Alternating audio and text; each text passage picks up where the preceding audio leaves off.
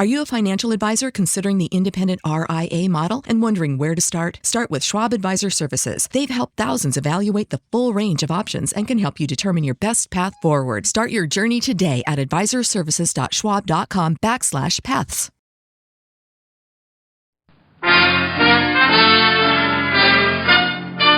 Listen while the makers of Rexall drug products and 10,000 independent Rexall family druggists bring you Dick Powell as Richard Diamond, private detective.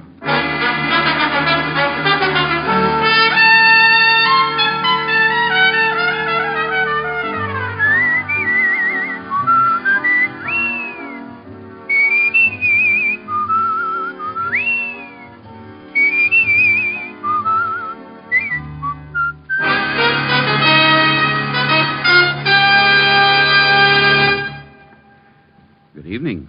This is your Rexall family druggist with a welcome from the 10,000 independent druggists who have made the word Rexall part of our own store names. We've done that because we recommend and sell the 2,000 or more drug products made with the Rexall Drug Company. Like Bismarex, for example. This famous Rexall antacid often neutralizes excess acidity within 1 minute. What's more, the ingredients in Bismarex vary in the time it takes them to dissolve in the stomach. And that way, relief from acid indigestion is quick, continuous, and prolonged. Quality like that of Bismarex is what we family druggists are talking about when we tell you you can depend on any drug product that bears the name Rexall. Good health to all from Rexall. Now, your Rexall family druggist brings you another exciting half hour with Richard Diamond, private detective, starring Dick Powell.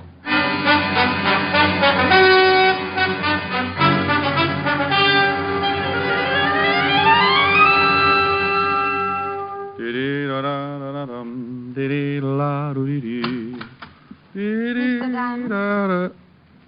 Well, are you Mr. Diamond? Oh, my goodness, yes. Come right in. My name is Wolfe. Well, unofficially, so is mine. Sit down. Thank you. Oh, no, my pleasure. You must get a dividend from the nylon companies. Be terrible if there was a shortage. I'm well stocked. Yeah. What can I do for you? Start by calling me Edna. Then what? I'd like you to follow my husband. As a detective or a replacement? I think he's been seeing another woman. Why? Have you been running around the house in a diving suit and swim fins? I've always tried to keep myself attractive for my husband, Mr. Diamond. Well, then if your husband is seeing another woman, Mrs. Wolfe, it's got to be an optometrist assistant. Well, thank you. I think you and I are going to get along just fine. Well, now that we're all agreed, tell me some more about your husband. What makes you think there's another woman? Usual things. The way he's been acting. Business appointments every evening. Nothing else? He received a call late this afternoon. I listened in on the extension. It was a woman. She called the house? George was very unhappy about it, warned her never to do it again. She give a name? She said, "This is Nancy. I must see you here tonight at 8 o'clock. She didn't say where here was, did she? No, George seemed to understand. Probably her apartment. Probably. If he's seeing another woman, I want a divorce, Mr. Diamond. And you need grounds. Yes. 100 a day in expenses, Mrs. Wolfe. Edna. It's still 100 a day in expenses. Here's 200. I hope that's enough of a retainer. Oh, that'll keep me interested for quite a while. Now, tell me, what does your husband do? I mean his business. He's in steel. How much in? Oh, very much. He's vice president of his company. What does he look like? Well, here's a picture of him. Well, I'll start right away and see what I can find out for you, Mrs. Edna. Yeah. Well, look, after I found out just how unfair your husband's treating you, I might lend you my shoulder to cry on. And I'd just about have to call you Edna then, wouldn't I? By 7 o'clock, I was standing across the street from her house waiting for her wandering husband. By 7:30, a man stepped out on the sidewalk and hailed a cab. I recognized him from the photograph as George Wolfe, and I started the tale, following him east across town to an apartment house on 47th Street. By the time I got in the lobby, it was deserted. A list of names on the mailboxes showed the only girl named Nancy in the building was a Nancy Fowler. So I headed for her apartment. Her door was at the far end of the hall, and I was halfway to it when George Wolfe bounded out and ran right into me.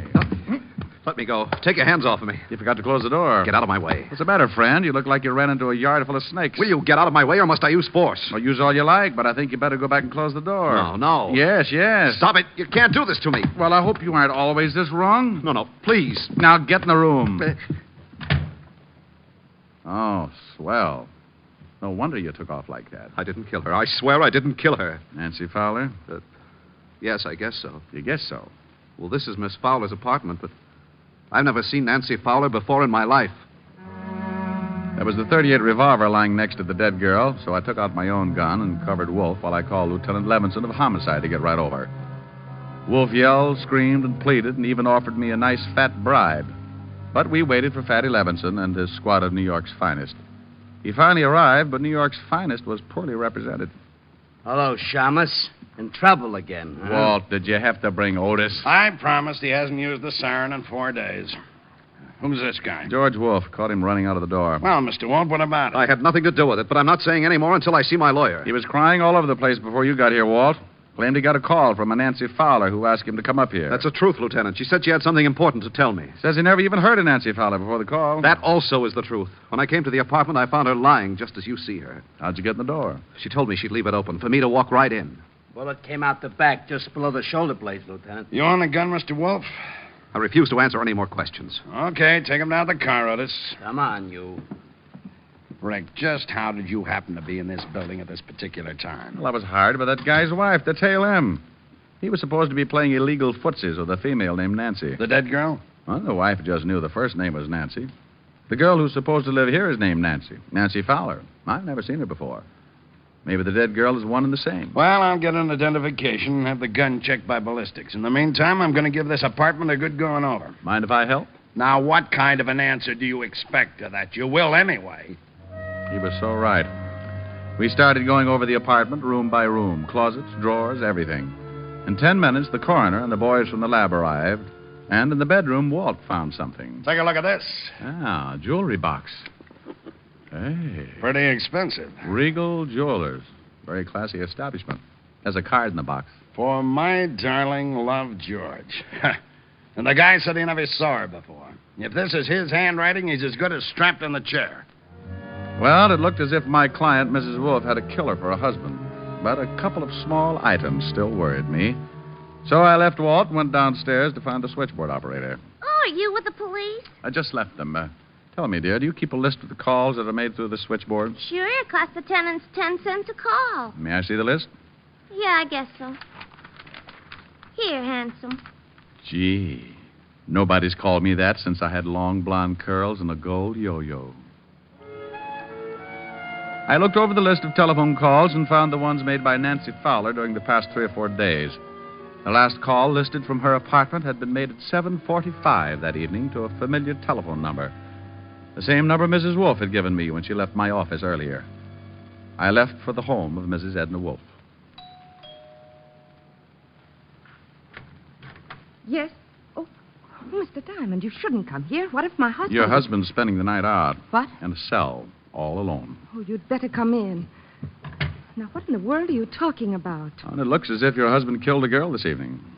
Oh, no. That's the way it looks. Oh, please, sit down, Mr. Diamond. Thanks. I caught him running out of the girl's apartment, forced him back, and found the girl shot to death on the floor. Nancy Fowler? Yes, I think so. It was her apartment. The police are making identification now. Oh, it's just terrible. I wonder why he did it. Were you here in the house at 7:30 this evening?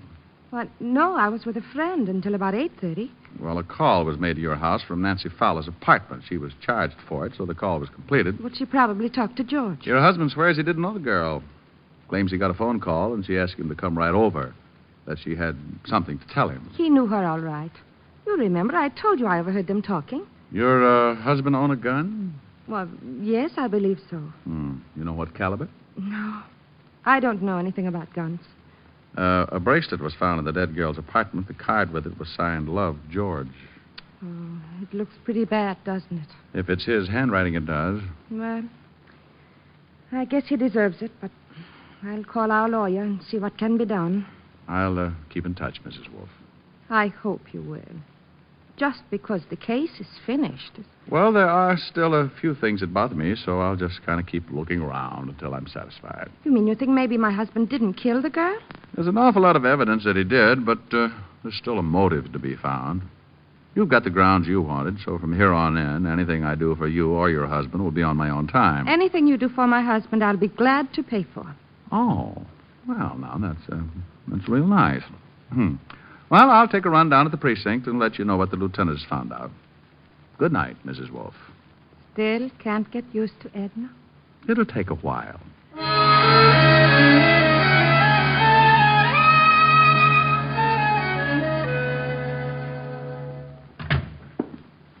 Thought you'd be in bed by now, Rick. My landlord short-sheeted me. What did you find out, Walt? The dead girl was Nancy Fowler. Figured. And George Wolfe did do the killing. His gun? Yeah, we checked the registration. His gun, his fingerprints on it, his handwriting on the note in the jewelry case. What does he say about the bracelet and the note? He bought it all right. We checked. Regal Jewelers.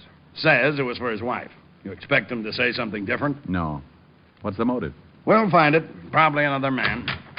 Here's the report on the dead girl, Lieutenant. Well, isn't it a little late for you, Otis? Why aren't you out flying around some belfry? He's picking on me again, Lieutenant. Maybe you'd like me to tell him about the time I caught you sleeping in the attic hanging by your toe. Oh, not you too, Lieutenant. Otis, I hear you've been picking up some extra money posing for Charles Adams. I don't have to take this. I know my rights, and I ain't no bat. Here's something on the dead girl. She works at the Gilded Cage, a nightclub owned by Eddie Young. Eddie Young. Wow. There's a nice little fella. He'd set fire to his grandmother if he thought it was too cold in the room. We'll have a talk with him tomorrow. Well, I guess I better be going. Sure. See you later. Yeah, I could sure use some sleep. Yeah. And, Rick, when you get over to Eddie Young's club, give him my best. Smarty. The Gilded Cage, where Eddie Young ruled as proprietor and keeper for his flock of hired gorillas, was only about 6 blocks away, so I decided to walk it. But like always, I start in one direction and end up getting sidetracked. Keep walking, Diamond. Don't turn around. You caught me when I'm right in the mood. You turn around, I shoot you. What's the matter? Don't you want me to spot your Tony? Over to that car. Okay. Quit poking. Your muzzle's cold. You drive. I'll get in the back. Oh, I forgot my glasses. Can't see 3 feet without them. Get in. But I have a restricted driver's license. You want it right here? I can wait. Where to? Just start driving and don't turn around.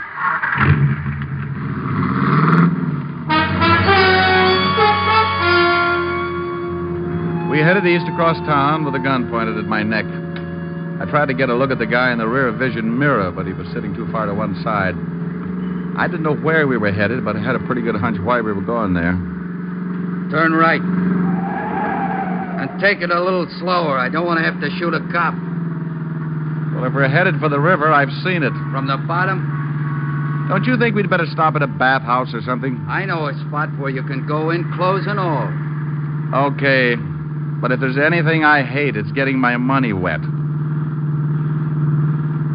Turn right again. We were headed for a cross street. I could only turn right or left. A big warehouse was dead ahead. I eased down on the gas, and we picked up speed as we neared the intersection. As I started to make the turn, I stamped down on the gas hard, and at the same time threw myself toward the floorboard. His gun went off so close to my ear, I felt like my head had split wide open. Then we hit the building.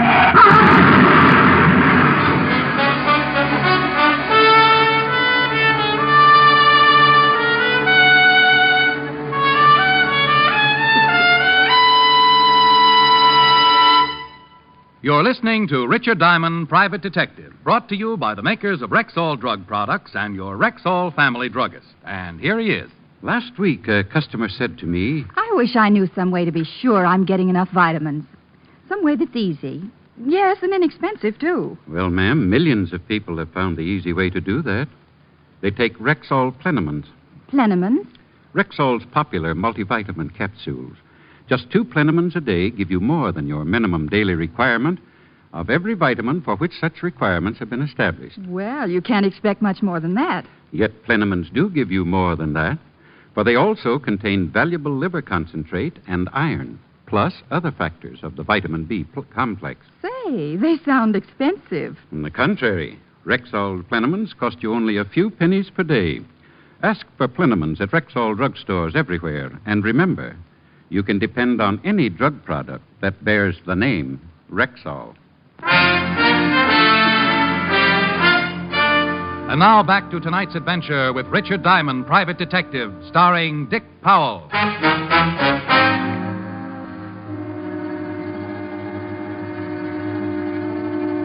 We had hit the building and pushed our way halfway through the brick wall.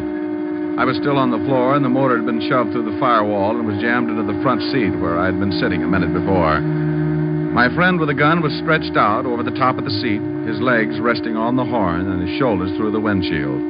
I sat up, rolled him off the horn. He was very dead. Before a crowd could collect, I climbed out and got to a phone, called Walt. Are you sure you're all right, Rick? Yeah, I can hear things better now. They just say the other guy's dead. Very, I recognized him, too. Gus Winkler. Holy cow. You know who he's working for now? No. Eddie Young. Oh, that's it. Well, don't pick Young up, Walt. I know a few things I haven't told you about, and this almost puts a cinch on it. I want to talk to Young, and then I'll be down to see you. But if Young tried to have you killed... Oh, if he did, you can't prove it.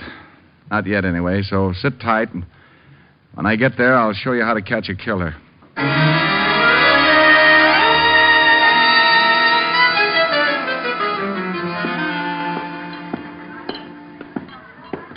You going someplace, chum? Yeah, right through that door, chum. That's Mr. Young's office. Maybe he don't want to see you. Maybe he don't, but he's going to be disappointed. You ain't going in there, chum. You see? Everybody gets disappointed sooner or later, chum. Yeah, what... Aren't you in the wrong room? That's what your boy outside thought. I changed his mind. Are you sure you ain't looking for Bellevue, Shamus? You're kind of a mess. One of your boys, Gus Winkler, tried to give me swimming lessons. He can claim his body at the morgue. I don't know what you're talking about. Somebody else who works for you got killed tonight, too. Yeah, who? Nancy Fowler. What? Oh, come on, Eddie. I couldn't stand it if you started crying. Who killed her? The police are holding a man named George Wolfe. Know him? No, I don't know him, but Nancy's talked about him a couple of times. Hey, boss, that guy just... Forget it, Lou. Well, boss, he... Forget it, will you? Go on, beat it. Okay. You know, Shamus Lou's a pretty big boy for you to go pushing around. He's liable to stay mad. So Nancy said she knew this George Wolfe. That's right. Ritual guy, from the way she talked, she was taking him good. Where were you between 7 and 8 this evening? Right here in this office. I got witnesses. Oh, I'll bet you have. Okay, Eddie, I'll see you around. I left the office knowing how close I was to the whole answer and called Walt at the precinct. I told him to meet me up the block from the Gilded Cage, and 10 minutes later, he pulled the squad car up the curb, and I climbed in. You find out anything? Yeah, but I have to know one thing first. What time was Nancy Fowler killed? Coroner's report puts it at 7:30. Well, that ties it. Now, would you mind telling me what it's all about? I'll do better than that, Walt. I'll show you. But we've got to wait until Eddie Young leaves the cafe and goes home. It was around 12:30, and we settled back to wait. And with an impatient cop sitting next to me, it wasn't easy. Around 1 in the morning, a boy brought Eddie Young's convertible up in front. We watched Eddie climb in. Okay, Walt, tail him. We stayed close, following Eddie Young across town until he pulled up in front of his apartment and turned into the basement garage. Give me 5 minutes, Walt. Then come on up to Young's apartment. Why can't I go now? Because what I'm about to do isn't quite legal, and I couldn't stand seeing you blush.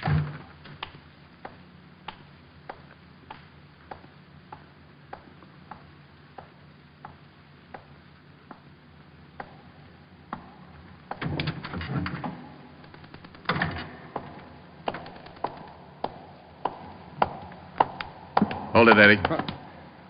Hey, what's going on? One yell and I'll kill you. Look. Diamond. Come on, put away that gun, will you?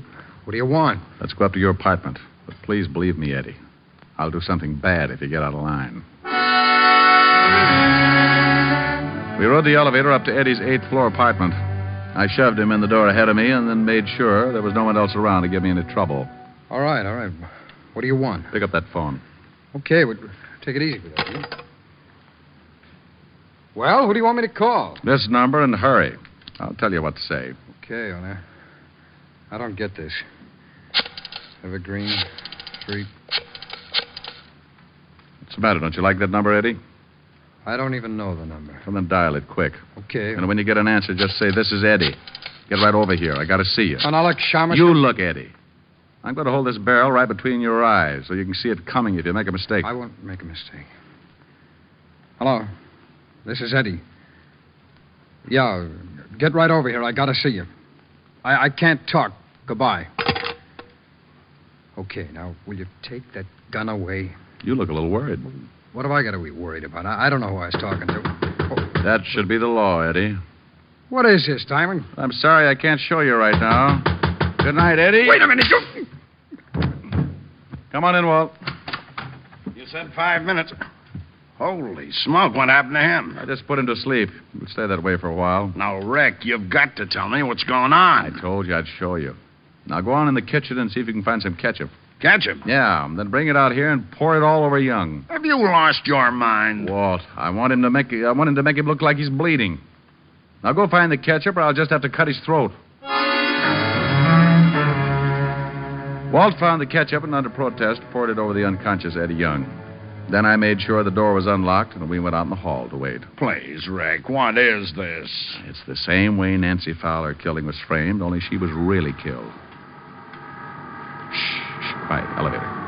Okay. I'll play along with it.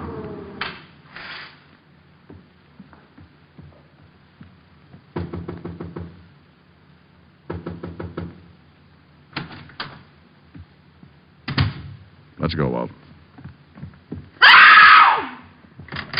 All right, hold it, Miss Wolfe. Oh, Mr. Diamond, he's dead. He's dead. His hair is all covered with blood. Why did you kill him? Kill him? I didn't kill him. I just got here. Who let you in? He told me the door would be open. I didn't know you knew Eddie Young. Well, yes, I know him. He's an old friend. What? This is Lieutenant Levinson, Mrs. Wolfe. He's the man who arrested your husband for the murder of Nancy Fowler. Lieutenant, I swear I didn't kill Eddie. Looks bad, Mrs. Wolfe. I didn't. Why would I want to kill Eddie? Well, why would your husband want to kill Nancy Fowler? I don't know. What has that got to do with this? You told me you didn't know Nancy Fowler. I didn't. You know Eddie. Nancy worked for Eddie. Well, I didn't know it. I didn't know Eddie that well. You said a girl called your husband and said her name was Nancy. Yes, that's right. You told me you didn't know her last name, and yet when I came over and told you your husband had just killed a girl, you asked me if it was Nancy Fowler. That's a lie. You said that Nancy phoned your husband that afternoon. She did. I swear she did. And yet Nancy Fowler's hotel switchboard has no record of a call being made to your phone any time in the afternoon. They made a mistake. But at 7:45, a call was made from Nancy's apartment to your phone number. Then she must have called my husband again. According to the coroner's report, Nancy Fowler was dead at 7:30. Oh, Mrs. Wolfe, I can swear your husband didn't go into that building until 8 o'clock. I was following him. I guess it doesn't make any difference what Eddie did. Did Eddie kill the girl? Yes. I called my husband. I wanted to get a divorce. And his money at the same time. Eddie knew Nancy, so we decided she'd be the one. She let Eddie in. He made her call my husband. Then he shot her. And the gun and the bracelet. You just took them out of your husband's dresser drawer and planted them in Nancy's apartment? Yes. I found the bracelet in the drawer with the gun. I guess my husband was going to surprise me. Eddie! Eddie is moving! Oh, Eddie. Eddie, darling. Hey, what happened? You're hurt. You're bleeding. Bleeding? Stay still until we can call it. Wait a minute, will you? Hey, what is this stuff? This isn't blood. I'm covered with ketchup. Ketchup? Ketchup! Why, you dirty no good! Eddie, we've been framed! Framed? They're all yours, Walt. Why? Good night, Mrs. Oh, I guess now is as good a time as any. Good night, Edna.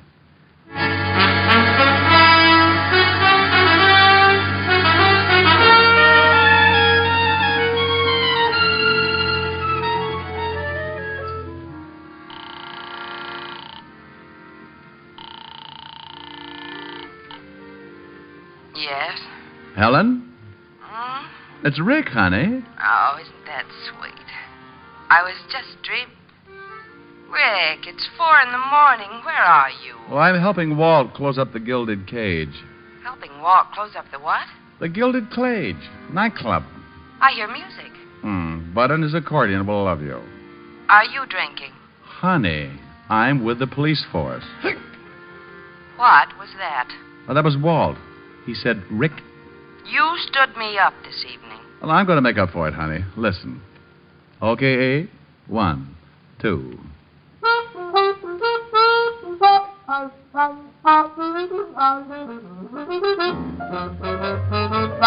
You made me love you. I didn't want to do it. I didn't want to do it.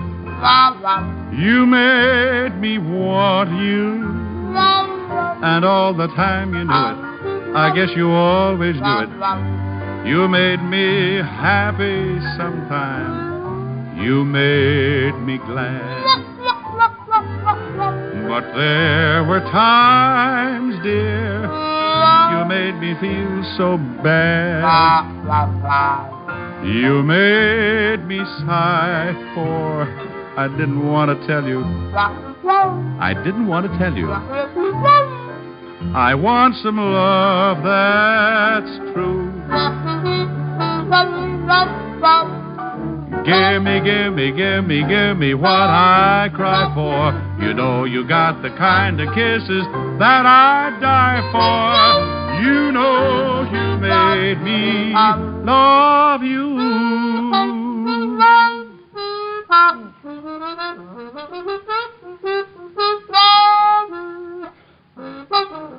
Abe? Abe? That's enough, Abe. How was that, honey? Honey? Honey? Oh, well.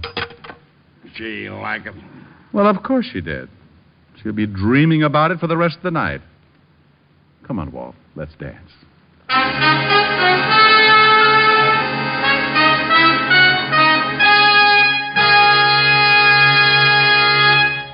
Once more, here's your Rexall family druggist. No faster-acting aspirin made. That's Rexall aspirin. When taken with water, the 5 full grains of pure aspirin contained in every Rexall tablet are ready to go to work for you even before they reach your stomach. Next time you need aspirin, remember Rexall aspirin. There's no faster-acting aspirin made. Ask for it at Rexall drugstores everywhere. And remember, you can depend on any drug product that bears the name Rexall. Good health to all from Rexall.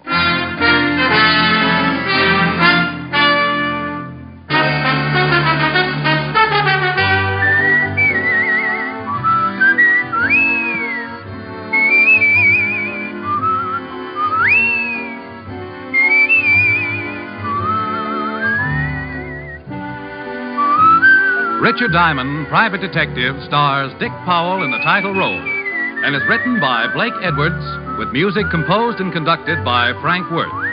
Featured in tonight's cast were Virginia Gregg, Ted DeCorsia, Wilms Herbert, Hy Aberback, Stacey Harris, and Victor Perrin.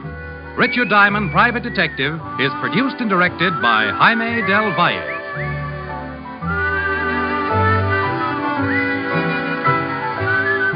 This is Bill Foreman inviting you to be with us next Wednesday at this time when we will again bring you Dick Powell as Richard Diamond, Private Detective.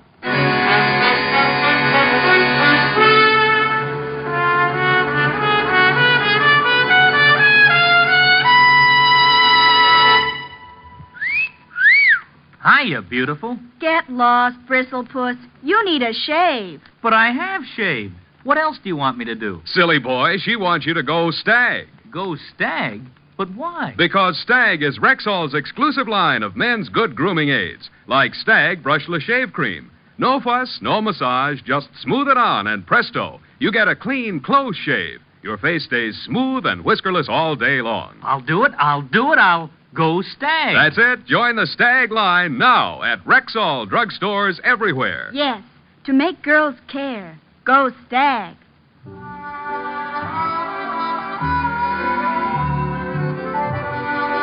Sarah Berner will delight you tomorrow with Sarah's Private Caper on NBC.